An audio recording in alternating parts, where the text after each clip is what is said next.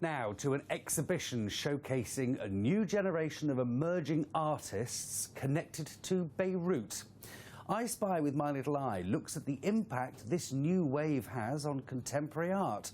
A lack of public funding available for arts has precipitated the development of homegrown initiatives by individuals and collectives aiming to reclaim public space.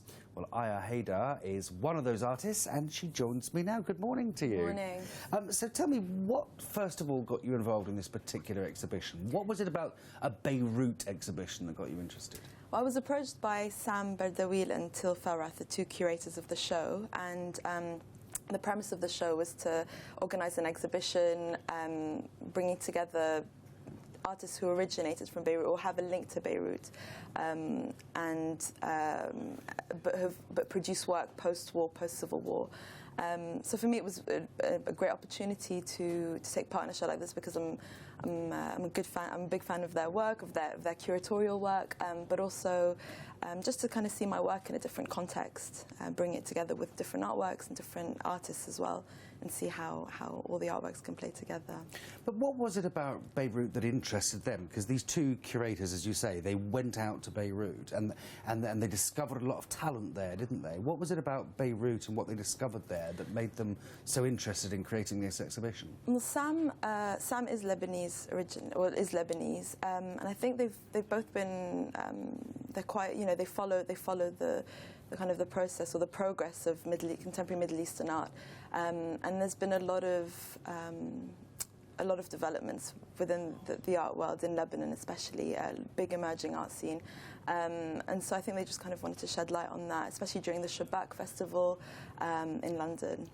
Okay, so let's have a look at one of your pieces in this exhibition. It's called Return to Sender. We've got some pictures of it coming up right this second. Explain to me what it is and why you thought of it. So these are envelopes that I collected from the United Nations in Beirut.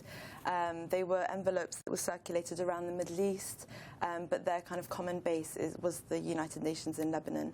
And on the envelopes themselves, I doctored the text on them. I don't know if you have a close-up of them, but they kind of reveal underlying messages almost. So I'm just kind of trying to rework the narrative within these envelopes. So you use a lot of recycled materials, don't you, in your work? What makes you do that, do you think? I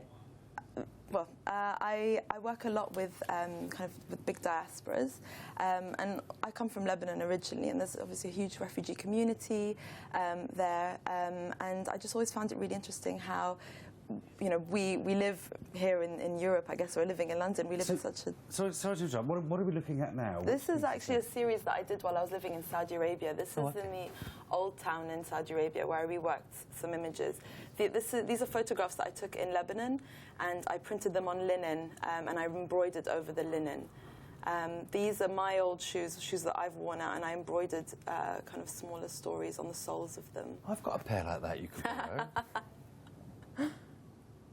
And what was this one? This one again is in Saudi Arabia in the old town in Jeddah, where I just took photographs of these old buildings. They're all hand-carved facades, and I embroidered onto linen.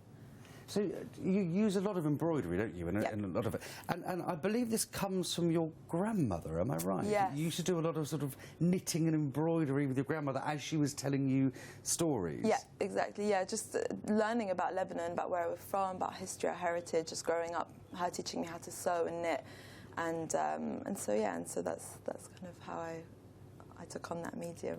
So, but what is it about the link between embroidery and creating things and telling stories? Because it's quite sort of firmly in your head, isn't it?